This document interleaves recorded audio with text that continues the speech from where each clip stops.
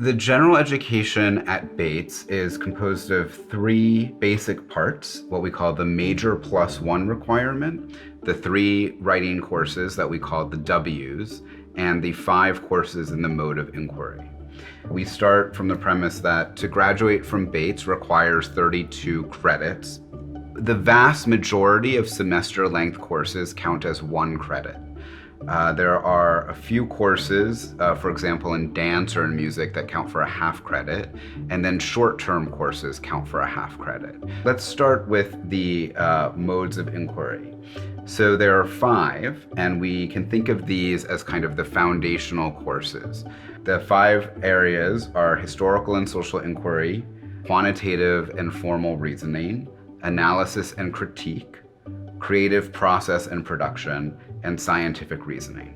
So you want to take 1 course in each of those 5 areas, and as you go through the curriculum, you'll see courses at the end of the course description in brackets. They'll have what we call a tag.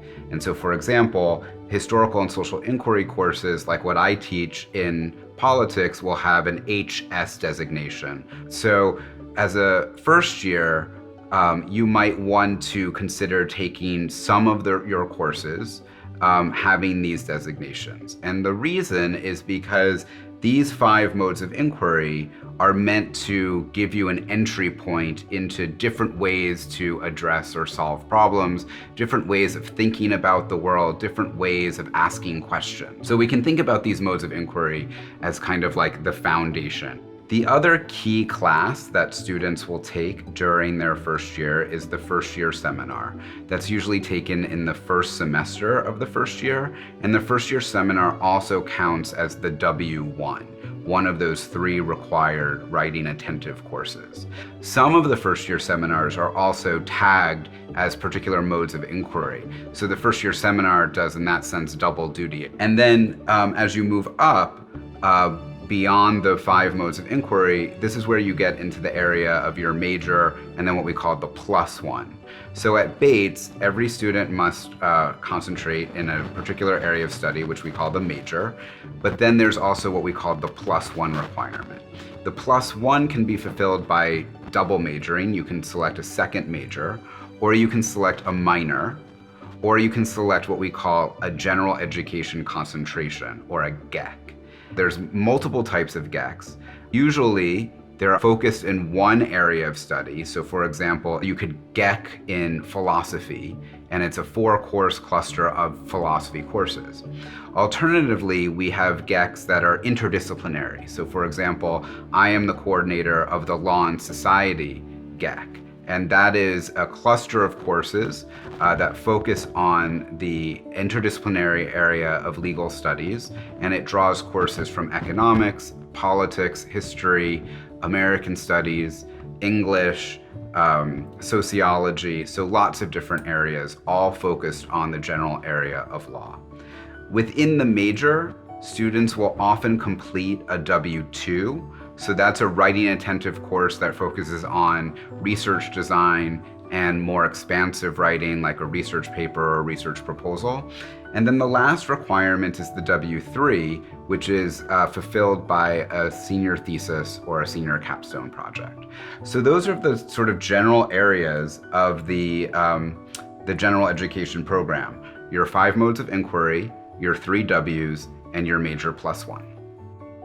What I think about the entire general education curriculum, especially if I'm talking to you as an incoming student, I want you to think about the future. Like someday you'll be finished with college and you'll be out in the world. And I know in my couple of decades of working with students that one thing that my students always tell me is they want to make a difference in the world. They want to work on some real world problem. They want to solve real world problems. The answers to those problems, the solutions, don't lie in one discipline. They don't lie in just a major. The answers are going to come at the intersections of disciplines, and they're going to come from different ways of thinking. And that's what the modes of inquiry can give you. It's a new set of skills. Each mode of inquiry is going to use a particular way to solve problems, to evaluate evidence. To some modes may put things in a historical context and have you grapple with that, and others may, like with the discipline I'm in, may use the scientific method. But that getting exposed to those methods are going to be the kinds of skills that you need in the future to solve the kinds of problems that you're going to want to solve when you're out in your career or your future careers. One thing about a liberal arts education, as you all know, is that the breadth is something to embrace. And what this kind of form is for you is you have many ways in. What the hope is that propels you forward, that propels you in a certain direction where your kind of curiosity may start leading you. It may take you down some certain roads, and then maybe it'll take you all the way through to a major or a minor or two majors. And so that's what's the idea behind this, is that how this structure, we believe, will unlock opportunities to discover your fascinations. Because what we're interested in is helping students figure out how we ask questions, right? And how you could look at a particular problem, say the problem of climate change, from different perspectives. So the modes of inquiry are meant to give you a window into how a particular area might ask a question, evaluate a problem. And so by broadening out to focus on problem-driven inquiry rather than the domains of a discipline, we're asking you to think critically and creatively about how to approach the world. There's a strong focus on communication, both written communication and oral, as well as visual communication. So within the W's, you learn how to both write, but more generally than writing, you learn how to communicate in forms that are both textual, but also can be visual or oral as well. And those are scaffolded so that you're not just writing the same kinds of writing over and over again, but we're aiming to create a curriculum where we teach you how to build your writing and communication capacity over time, over the course of the 4 years. I think the thing students should be thinking about when they think about the general education program here is that it gives you some structure, some guidance, some signposts that help you figure out whether you're branching out across the curriculum, giving yourself a chance to try things, developing skills that are going to be important to you both in college and in the future.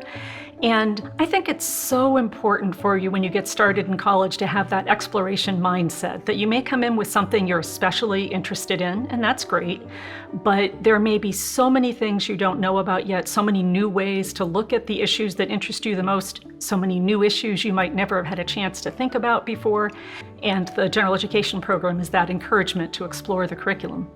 I want students to approach their academic program, their academic life at Bates, with a feeling of excitement. When you look at the catalog, it's this huge buffet of experiences that you can have where a faculty member is going to lead you and your peers through the engagement with that material and explore.